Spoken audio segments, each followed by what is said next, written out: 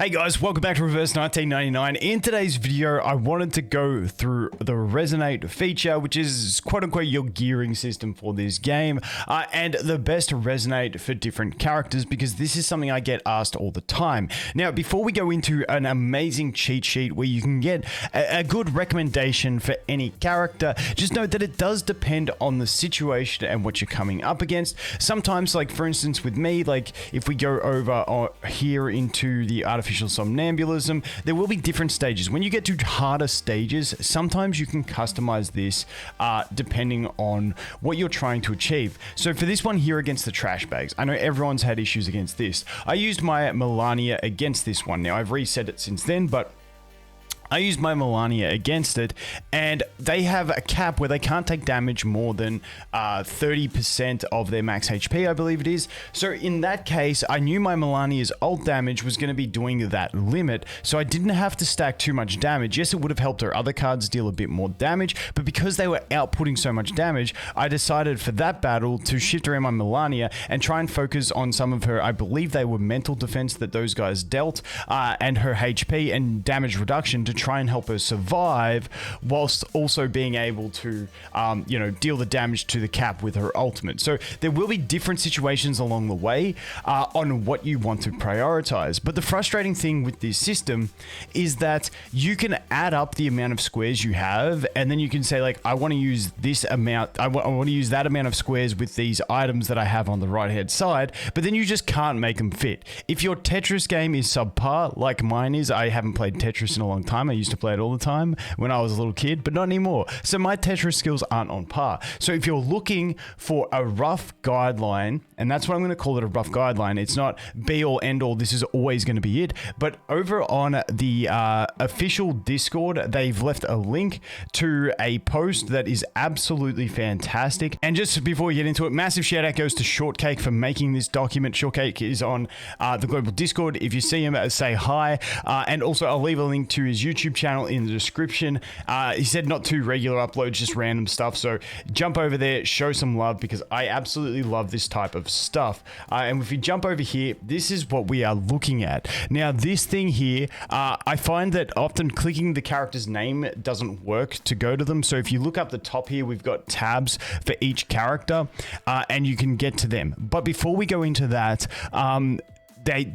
where all these builds were sourced from was this CN channel over on Bilibili. So if you have a Bilibili account, do me a favor, jump over, click on a couple of these guys' videos and like them, just to show the support for all the information that we have gotten from this person over here on this channel. It's absolutely fantastic getting all this info, when people put builds up. Now, once again, some people may have differing opinions on what the quote-unquote best build is, but at least for all the people asking, what's a good build for a character, this gives you a general idea. Now, I haven't personally gone through and checked them all. I often go through characters and I just choose I look at the stats, what I'm trying to achieve. Do they have multipliers on anything but attack? Do they want to crit? Have they got enough crit to be crit focused? All that sort of stuff. But for instance here, if we go over to, if you want to check A Knight, we click A Knight here.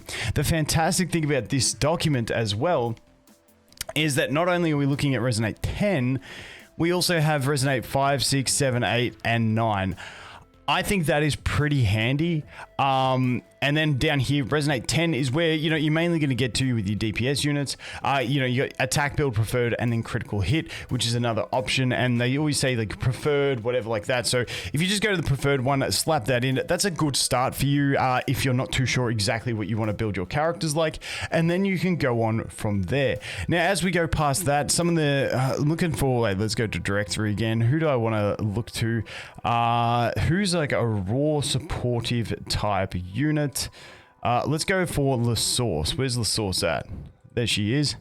So you'll see here, when you go to the raw supportive characters, we have a lot more builds, because this one, attack damage build, attack damage, a critical hybrid, critical hit, and then survivability. You can see you got a lot of different options. With your DPS units, it's normally going to be your crit build or your attack build, and that's pretty much what you're normally going to see. Whereas with your supportive characters, because the supportive characters can also deal damage, you're going to get more splits on the actual builds because some of them, like Lasource, isn't really the most damage focused unit. You know, you can go for survivability. However, you do want to keep in mind the balance of healing. So there's a lot more involved in it. So you can take your pick. But like I said, I absolutely love this type of stuff. And I love community getting this stuff out there. They also leave a link to another post for resonance cost for every character, which is quite nice, which will have, if we jump over to this one, has your insight and resonance cost for characters if you're trying to like pre-farm and stuff like that, which is super handy as well. But just to show you the difference, I've tabbed over here to Melania, who I'm currently on my account. And what I currently have equipped over here is the attack build. And you can see the sort of stats that we get. We get the extra 314 attack. Let me write this down so it's there. 314 attack and 15.5 critical rate. And then I want to swap the build over and just show you the difference. And then the critical damage is 6%, and the damage bonus is 15%. So 15.5. So I'll write that down, and then I'll show you guys the difference between the builds. I'll be back in a sec, and I'll slap the other one in. Okay, so there we go. I went ahead and equipped the crit build, and I'll show you it side by side with the attack build, and that's the sort of difference you're looking at. Now, we're also losing, and the thing you'll notice is with the attack builds, in general, because the attack builds are going to use more of these pieces up here. Let me scroll up.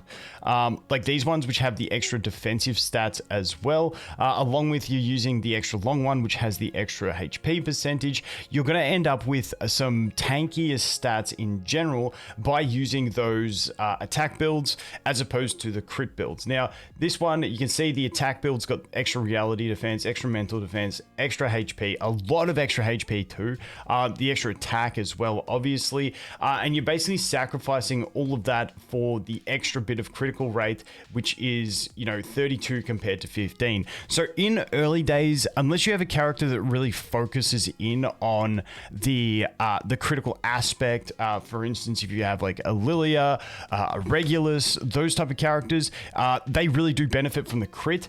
But early on, I like well, you're not fully invested and you're still like content's still really hard. I kind of personally, and once again, you guys can test it yourselves and see what you want, but I found I've been enjoying the general attack builds, more of a balanced build, because it does also give you more survivability compared to a crit build, which, as you can see, definitely we do have more survivability, more raw damage, and the crit builds really do focus in on that critical aspect of it, and sort of forego a lot of other stuff. So that's just something for you guys to think about, consider. Like I said, I like defaulting to the general attack builds, but once again, if I get rid of that and bounce over here, and look at, you know, someone like Regulus. Obviously, Regulus is going to really benefit from a crit build because she has the crit effects. And, you know, even though after you miss a turn, you get the extra crit rate, which means, yeah, you're going to crit. I still like to have my Regulus with as much crit rate as possible, so that if I have a 2-star of this, I need to use it to reduce Moxie, I have a higher chance of landing those crits. But yeah, it's just personal playstyle. So once again, massive shout out goes to Shortcake for creating this Google Sheet, and obviously the CN player over on Bilibili for sourcing all those builds, because honestly the Tetris game is super hard in this stuff, so I mean, I've been struggling with the Tetris, but yeah, jump over to that sheet if you're just like, okay, this character, what do I put them on, and you can get some recommendations. Once again, it is a bit more nuanced than that, but in general you can play around with it and get somewhere. So as always, guys, thanks for watching. Hope you have an awesome day, and I look forward to seeing you in the next one. Cheers.